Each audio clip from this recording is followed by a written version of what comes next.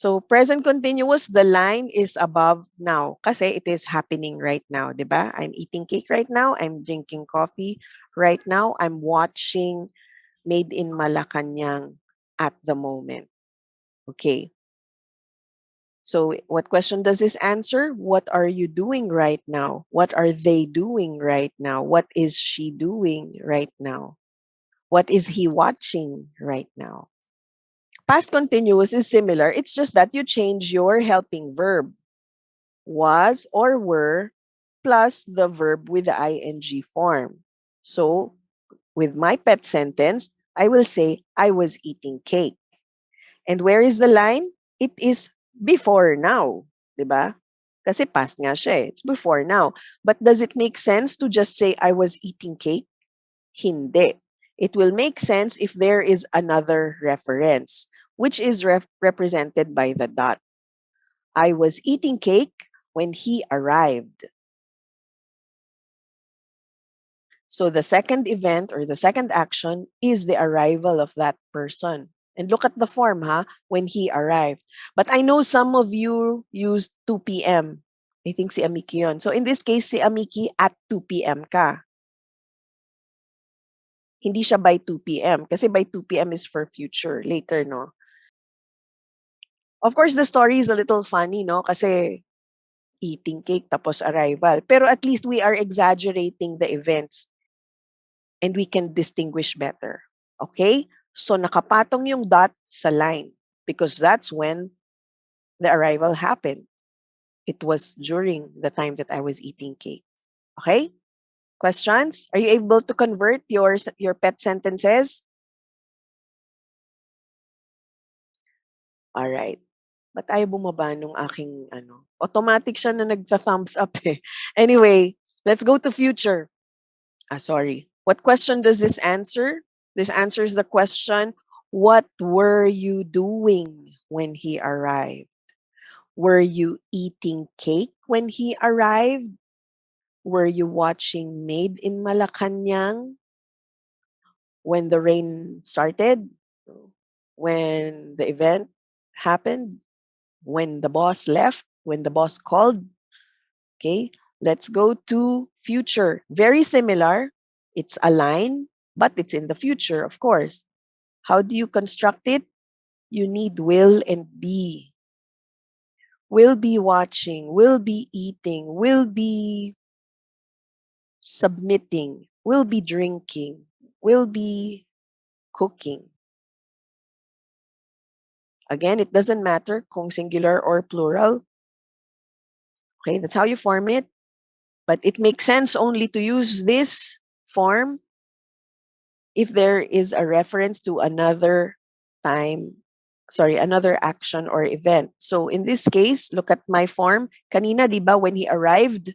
Now it's when he arrives. So you have to convert it to that. When the rain starts, when the event starts. Sa case ni Amiki, kung 2 p.m. ang gamit niya, by 2 p.m. Kasi when 2 p.m. comes around, it's an event, no? Pagpatak ng oras na 2 p.m., that's an event. What question does this answer? What will you be doing when he arrives? What will you be eating when he arrives? So the questions, again, are in the same tense. What will you be drinking when blah, blah, blah? What will you be cooking? What will you be watching? Okay? Mas masaya na ngayon kasi kanina. All right, questions? If you want me to check your sentences, please just let me know. Okay, are we ready to move to the next row? Okay. Next row is the perfect tense. You know it's the perfect tense when you have the past participle. Tingnan nyo, eaten siya. Eaten, eaten, eaten. What is my helping verb? Because my subject is I, it is have, or had, or will have. So let's go to the timeline. Okay. So to form the present perfect tense, you have has or have, depending on your subject, if it's plural or singular, and then the past participle. So my pet sentence is simply, I have eaten cake. I have eaten cake. What is the focus of this statement? The focus of this statement is completion of the task or the verb. Kumain ka na? Yep, I have eaten. I have eaten cake. Na-send mo na? I've sent it. Ininom mo na? I've drank it. I have, they have. Have you watched it? We have watched it. They have watched it. Have they watched it? So focus is on completion, not when, not necessarily. Okay? So focus is on completion.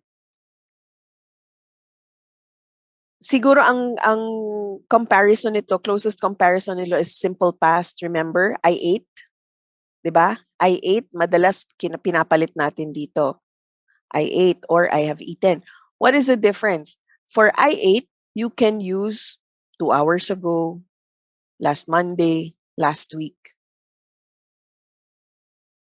All right? Again, simple past. I ate, I watched, I drank. You can add a time phrase of when. Pero I have eaten, it doesn't make sense. I have eaten 2 hours ago. 2 hours ago pa yun hindi siya recent. Sige, there are questions. Hang on, please. Sige,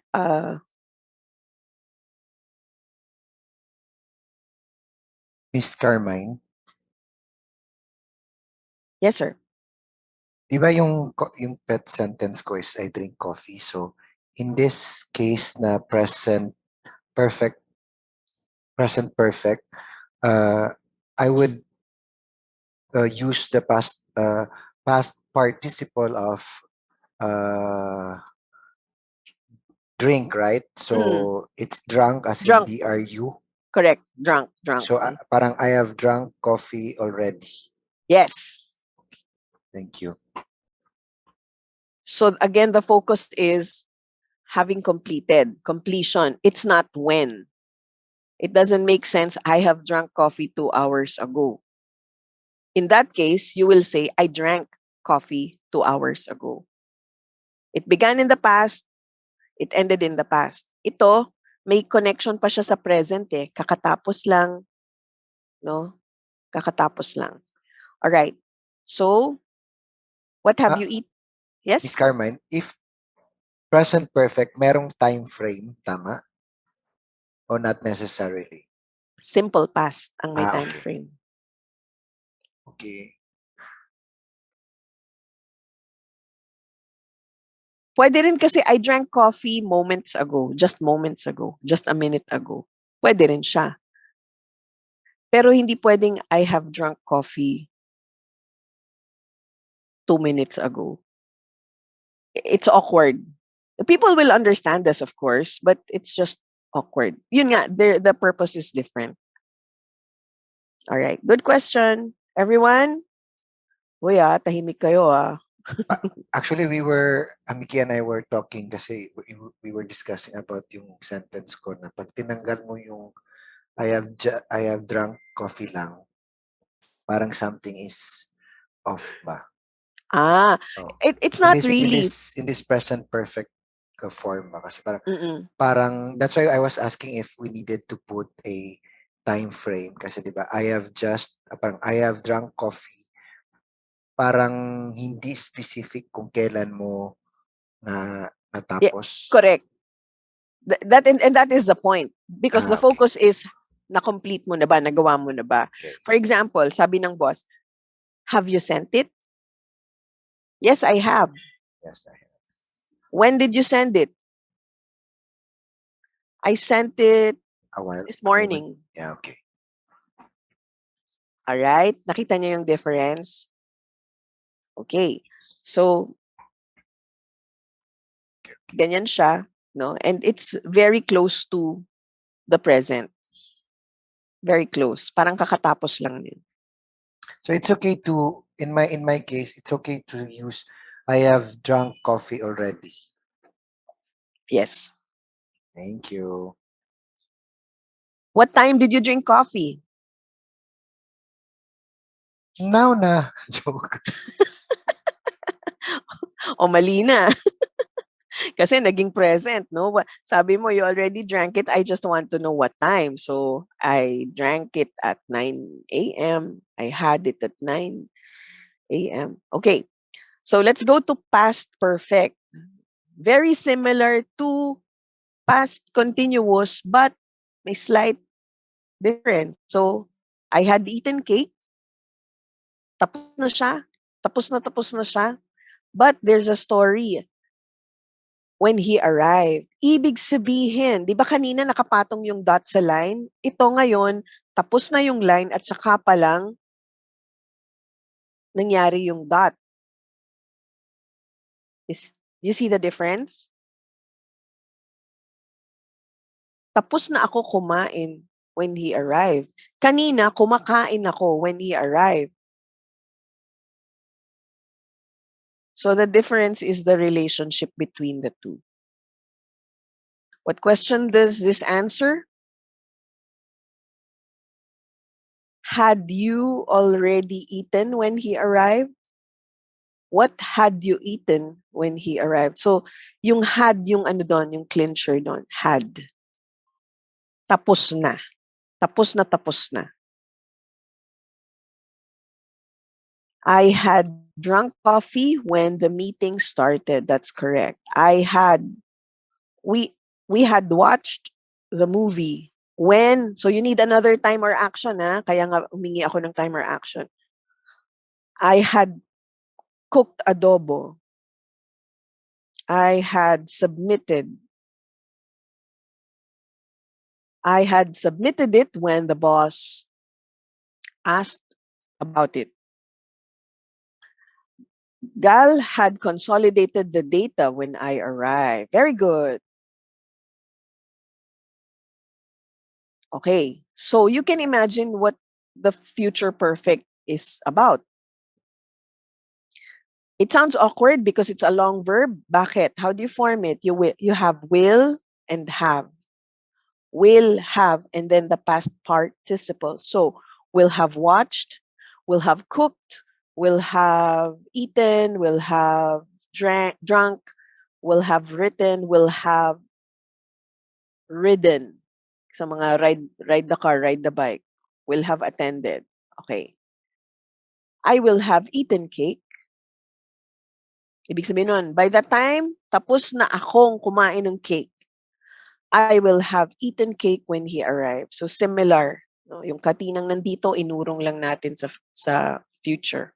I will have eaten cake when he arrives. So sige nga. O everyone, please type your pet sentences. Bakit si Sir H lang at si Miss Amiki ang may pet sentence? So dito, it doesn't matter if it's singular or plural. It's always will have. Pag dumating siya, tapos na ako kumain ng cake. I will have cooked adobo when you finish. Wala tayong ED dyan, ha? Walang ED. Kasi future siya. Look at this, no? Dahil future siya when he arrives. Kanina, nung nasa past siya, when he arrived. So, please fix that part. And what will determine kung may S o ES, kung singular or plural? When the meeting, by 2 p.m., when the meeting starts, when you finish your assignment. Very good. When Miss Sal arrives. Okay? When Miss Sal arrives. Kasi hindi pa siya nangyayari. So what question does this answer? Similar format, no? What will you have eaten when he arrives? Will you have eaten cake when he arrives? What will you have done? Have done when he arrives. Okay.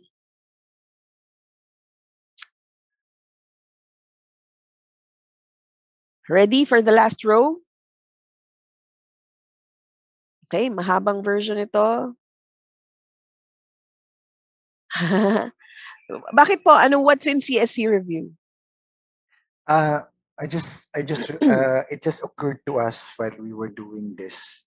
Ano yung pwedeng common mistakes or hindi naman mistakes, maybe na-overlook during civil service exams for, Civil service. Okay. yes. Kasi more on English kasi ang civil service eh. So, I find this very uh, useful. Mm-mm. Maybe we can share with our colleagues kasi ito yung mga usually nakakalimutan or na-overlook talaga. All right. Thank you. Kasi I think there's a lot of focus on English sa civil service exam because of policy making, no? Writing and facilitation, operational procedures, mga ganung bagay. Or making announcements. Diba? Sige. Last row. Yes, training room. My question po, when are we going to use yung when or yung if, no? Kasi po, may mga instance kasi na pwedeng if he arrive or when he arrive. All right. Yun That's lang. a question. If kasi, when we use if, there's a possibility na hindi, no? He can arrive, he may arrive, or he may not arrive. Pero we use when if it's definite that he will arrive.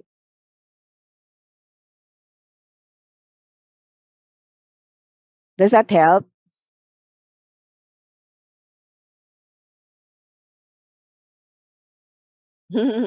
Sir Yas, does that help?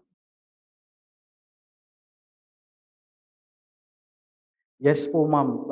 Kasi ang ano namin, nag-uusap kami dito is pag when kasi is it's all about yung sa time lang, no? Ang problem. Ah. Pag yung if Mhm. mayroong mga instances or situations that requires, no? Example, kung baka umulan or traffic, but yung pag sinabing when, parang tama po kayo na certain siya, pero ang question lang is yung arrival ng time, no? It entails or may problem lang doon sa oras kasi Right, tinanong na when. Pero right. if maraming mga considerations like yung weather or mga unavoidable circumstances. Correct. Right. So when is a matter of time, if is a condition, conditional.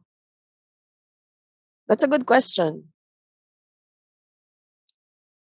When I go to the province, I really have a good time. Mga ganyan, no? Pag nagpupunta ako sa province. Pero if I go to the province, hindi siya accurate. Ayan, when he arrives, if he arrives, magkaiba yon. When it rains, if it rains. When it rains, I'll use my new umbrella.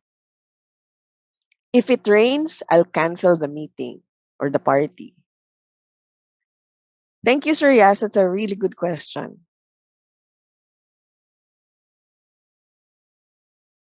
Okay. So, are we ready for the last row?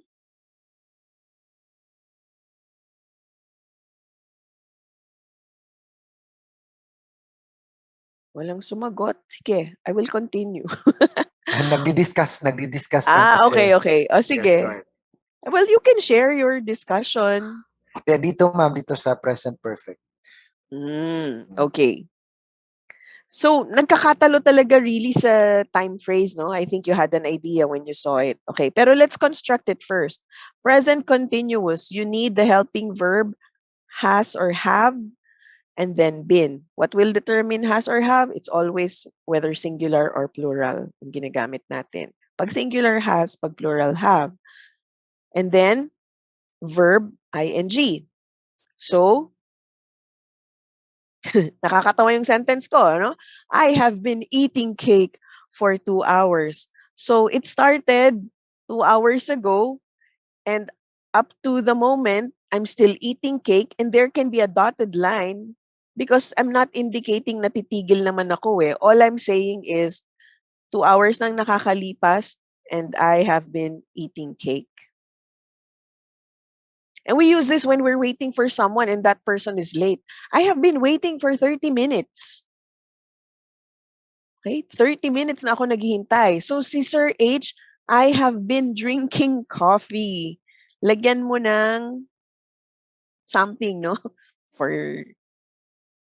Tapos or kasi since ma'am, this morning. I've been drinking since this morning. yeah. So, kasi yung usapan kasi namin ni Amiki, parang dapat is, ang ilalagay ko dapat is, I've been drinking coffee during the break. So parang when you just shared with us na parang, kasi yung during the break, parang tapos na yung break. So hindi siya, Correct. yes, okay.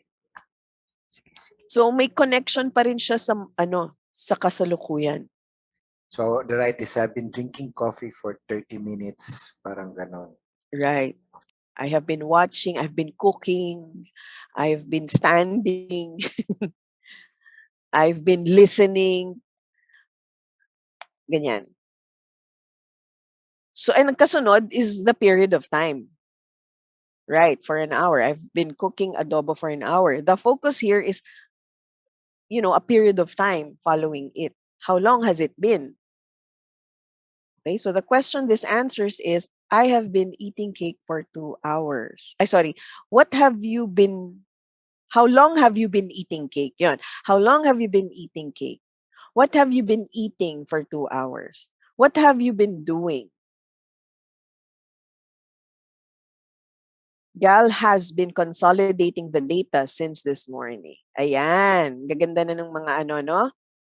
So imagine from the very basic pet sentence, may story na siya. All right. So, let's go to past. To form the past, you have had been. Yun lang. Had been and then the verb in the ing form. So, you can expect the second event or action here. I had been eating cake when he arrived. Pwede dagdag dito yung 2 hours eh. I had been eating cake for 2 hours when he arrived. So my story is saying, ako, 2 oras na akong kumakain ng cake nung dumating siya. And it can extend.